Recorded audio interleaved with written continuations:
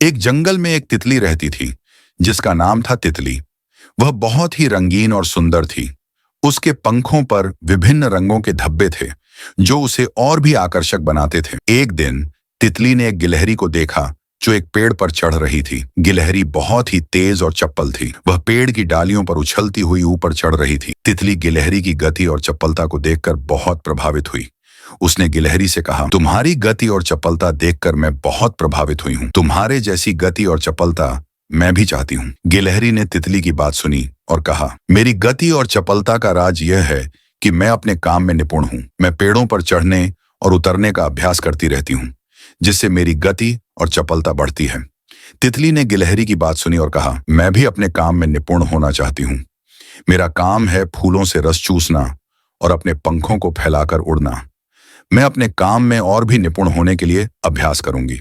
तितली ने अपने काम में निपुण होने के लिए अभ्यास करना शुरू किया।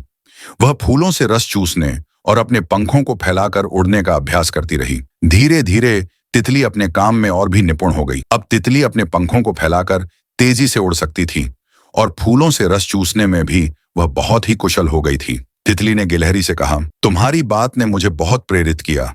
अब मैं अपने काम में निपुण हूं और मुझे बहुत खुशी हो रही है।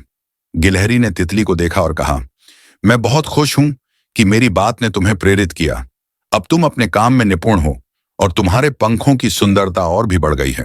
इस कहानी से हमें यह सीखने को मिलता है कि अपने काम में निपुण होने से हम अपने लक्ष्यों को प्राप्त कर सकते हैं। तितली और गिलहरी दोनों ने अपने काम में निपुण होने के लिए अभ्यास किया और सफल हुए।